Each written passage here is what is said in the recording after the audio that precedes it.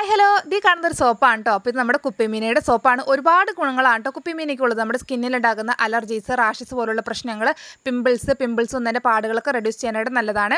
അപ്പോൾ നമ്മൾ കുപ്പിമീനയുടെ ഇലയും അതുപോലെ തന്നെ ആര്യവേപ്പിൻ്റെ ഇലയും കറ്റാർവാഴയും കൂടിയിട്ട് മിക്സിയിലിട്ട് അടിച്ചെടുത്തൊരു മിക്സാണ് ഈ കാണുന്നത്. അത് നമ്മൾ നല്ലൊരു തുണിയിലിട്ട് അരിച്ച് അതിൻ്റെ ജ്യൂസ് എടുത്ത് വെച്ചിട്ടുണ്ട്.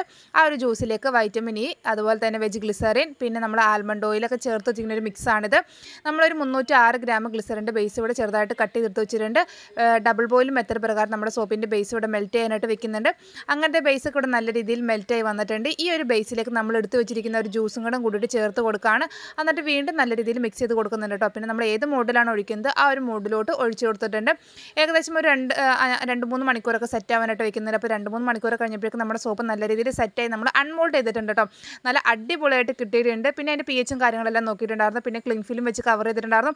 അപ്പോൾ ഇതിൻ്റെ ഡീറ്റെയിൽ ആയിട്ടൊരു വീഡിയോ നമ്മുടെ ചാനലിൽ അപ്ലോഡ് ചെയ്തിട്ടുണ്ട്.